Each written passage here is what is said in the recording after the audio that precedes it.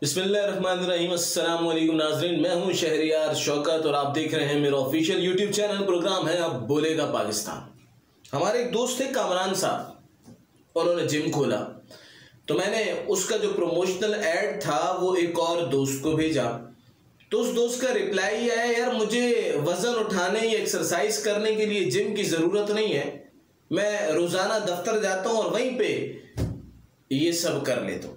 खैर बहरहाल, हमने भी जब मुलाजमत की तो हमें भी एहसास हुआ कि दौरान मुलाजमत फिर वर्जिश की ज़रूरत नहीं रहती।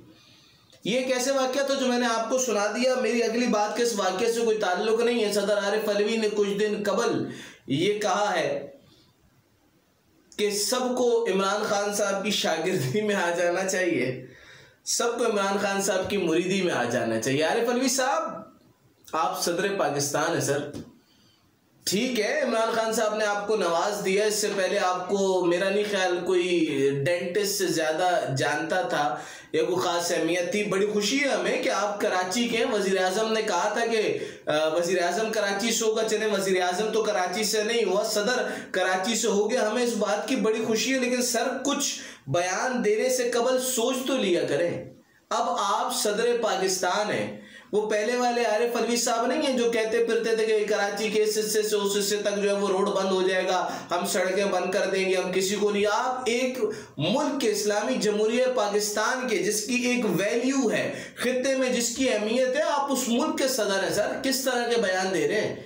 इमरान खान साहब की शागिर्दी में आ जाए सर। अब मतलब इतने बुरे दिन आ गए हैं कि आपको ऐसे बयानात देने पड़ेंगे। बहरहाल आपकी उम्र भी काफ़ी हो गई है आरिफ अलवी साहब, फिटनेस बहुत ज़रूरी होती है और फिट रहना भी चाहिए। और वैसे भी आप माशाल्लाह फिट है, मुझे यकीन है कि आप एक्सरसाइज वगैरह करते होंगे, मजीद जिम जाते रहें, अल्लाह आपको इसी तरह फिट रखे। आपके इस बयान पर बात करने के लिए आज मेरे साथ सीनियर एनालिस्ट तजियाकार मेरे साथ मौजूद है मोहम्मद अली। मैं अली को खुशामदीद करूँगा। अली, बहुत शुक्रिया कि आपने मुझे वक्त दिया। सबसे पहले तो मैं आपसे ये पूछना चाहूंगा कि आरिफ अलवी साहब ने ये कहा है कि सबको इमरान खान साहब की शागिर्दी में आ जाना चाहिए, कितना मुत्तफिक है अलवी साहब के इस बयान से? आप आना चाहेंगे शागिर्दी में? पहले तो शहरियार साहब बहुत बहुत शुक्रिया, आपने मुझे ये इज़्ज़त बख्शी कि आपने मुझे जो है वो लाइन पर लिया है और तज़किया देने का मौका दिया। देखिए शहरियार भाई, पहली बात तो ये कि आरिफ अलवी साहब जो हैं वो हैं तो पाकिस्तान तहरीक इंसाफ की कारकुन या रुकन कह लें, रहनुमा कह लें। और दूसरी बात ये, सदर मुमलिकत का मनसब मिलने के बाद बंदा अपनी सियासी नज़रिए को एक तरफ नहीं रख सकता। कोई वज़ीर आज़म, कोई सदर मुमलिकत कभी भी गैर जानिबदार नहीं होता। हर सदर मुमलिकत, हर वज़ीर आज़म हर दौर में जानिबदार होता है। वो अपनी कारस्तानियाँ बता रहा होता है, दूसरों की कारस्तानियों के ऊपर उंगलियाँ उठा रहा होता है, तनकीद का सिलसिला जारी रहता है।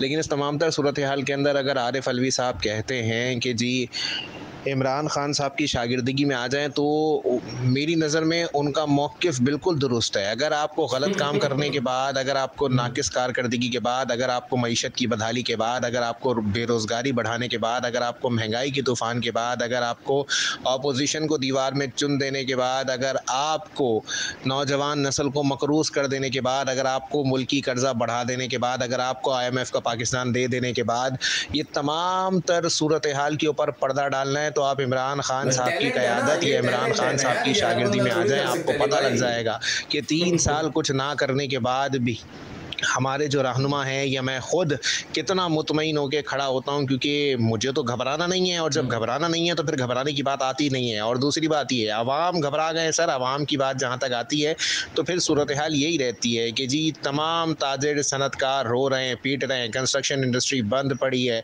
आपकी एक्सपोर्ट रुक गई है, इम्पोर्ट रुक गई है, दीगर मामला हो रहे हैं, 10 तरह की चीज़ें पाकिस्तान के अंदर तग़य्युरात पैदा कर रही हैं। लेकिन इसके बावजूद भी इमरान खान साहब के चेहरे का इत्मीनान देख के आपको वाकई उनकी शागिर्दगी में आ जाना चाहिए।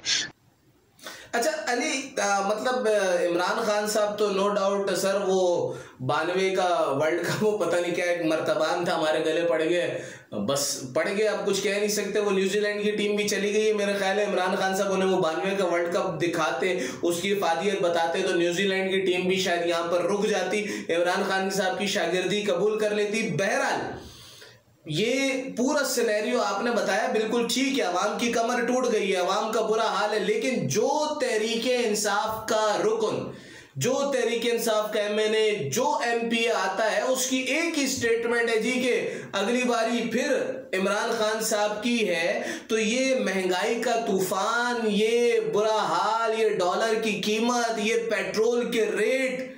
क्या लगता है सर, अगली हुकूमत भी तहरीक इंसाफ की ही होगी?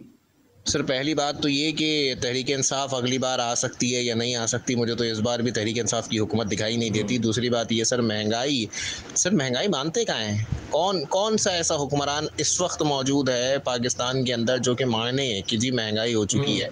पाकिस्तान तहरीक इंसाफ के कितने लोग हैं जनाब वाला जिनकी अपनी 2 अरब रुपए की महीने की इनकम थी, आज उनकी इनकम अगर 10 अरब हो गई है तो उन पे महंगाई के असरात नहीं होंगे। लेकिन अगर आप उस बंदे से पूछें जाके जिसकी तनख्वाह 50,000 रुपये थी और प्राइवेट सेक्टर में क्राइसिस आने के बाद उसकी तनख्वाह 30,000 या 25,000 कर दी गई है, तो उससे पूछें जनाब वाला कि महंगाई होती क्या है। दूसरी बात, हुकूमत के जितने नुमाइंदे मौजूद हैं सर 25-25 गाड़ियों के प्रोटोकॉल में घूम रहे हैं। अगर आप जो है वो उनसे पूछें तो उनको महंगाई के असरात पता नहीं लगेंगे। लेकिन अगर आप एक ऐसे बंदे से पूछें जिसके पास मेहरान गाड़ी हुआ करती थी और हालात इतने ख़राब हुए कि वो बंदा मेहरान गाड़ी बेच कर और आज CD70 बाइक पे घूमता है, तो जनाब वाला उसको पता लगेगा कि महंगाई के असरात क्या है। जनाब वाला रोज़ाना की बुनियाद पर 30 लीटर पेट्रोल या डीजल इस्तेमाल करने वालों को महंगाई के असरात पता नहीं लगेंगे, लेकिन एक दिन में डिफेंस के 2 चक्कर करने वाले को पता लगेंगे कि 100 का पेट्रोल कहाँ चला जाता है, कुछ पता नहीं लगता।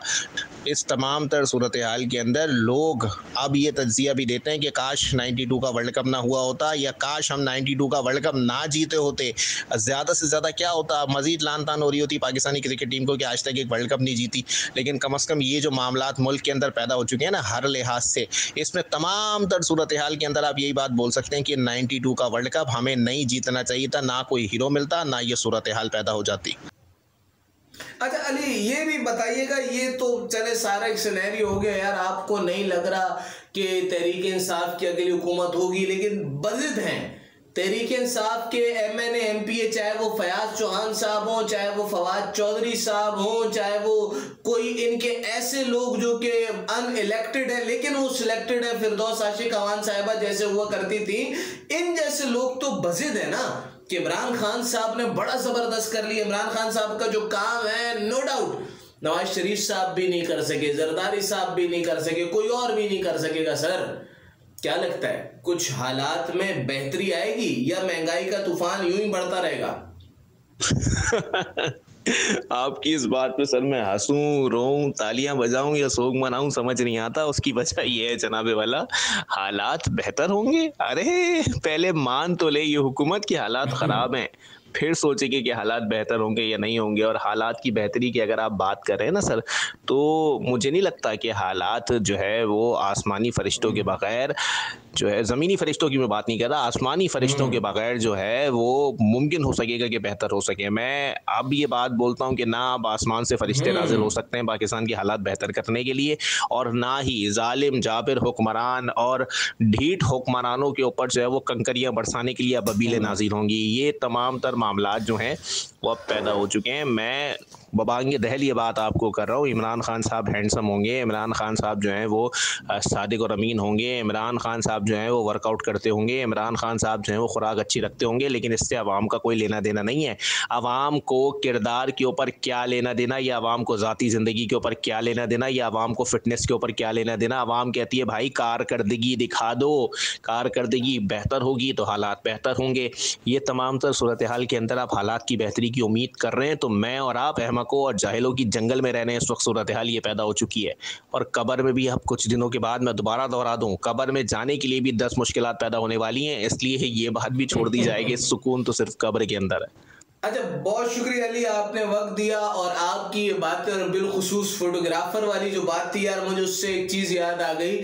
इमरान खान साहब की एक तस्वीर मैंने देखी जिसपे उनकी कमीज फटी हुई थी और किसी ने कमेंट किया हुआ तो उनके किसी चाहने वाले ने कि सर देखिए हमारा कप्तान कितना खूबसूरत, इतनी लाइफ स्टाइल के बाद फटी हुई कमीज पहन रहा है। तो नीचे किसी एक और शख्स ने कमेंट किया हुआ था कि भाई खुदा का वास्ता है आप सिलवा कर पहन ले लेकिन हमारे ना फाड़े कपड़े। महंगाई ने लोगों के कपड़े फाड़ दिए हैं सर, लोग अब फटे हुए कपड़े पहनने पर मजबूर हैं, लोग फाकों पर मजबूर हैं। आपको फर्क पड़े ना पड़े, वो जिस कौमे यूथ के लोगों ने वोट दिया था उन्हें फर्क पड़े ना पड़े, क्योंकि उन्हें फर्क इसलिए नहीं पड़ता कि उन्होंने 100 रुपए का ही पेट्रोल डलवाना था, लेकिन आम आदमी को फर्क पड़ता है पेट्रोल की कीमत बढ़ने से। और अब उन्हें भी फर्क पड़ेगा, क्योंकि उनके भी बाइक की टैंकी में अब थोड़ा सा पेट्रोल आएगा। अगले नुक्कड़ पर जब उनकी बाइक बंद होगी तो उनके भी वही तासुरात होंगे जो एक आम आदमी के हैं। लेकिन क्या करें, मजबूरी है, इस कौम की इतनी ढीठ है कि अपने रहनुमाओं का दिफा करने में ये सबसे आगे हैं। मुल्क का बुरा हाल हो जाए, महंगाई कमर तोड़ दे, भीख मांगने पर मजबूर हो जाए, लेकिन सुधरेंगे नहीं। लेकिन ना सुधरें जी, ना बदले, हमारा काम है बोलना, पाकिस्तान बोलता रहेगा। अगली किस्त तक मुझे और मेरी टीम को इजाजत दीजिए। अल्लाह हाफिज।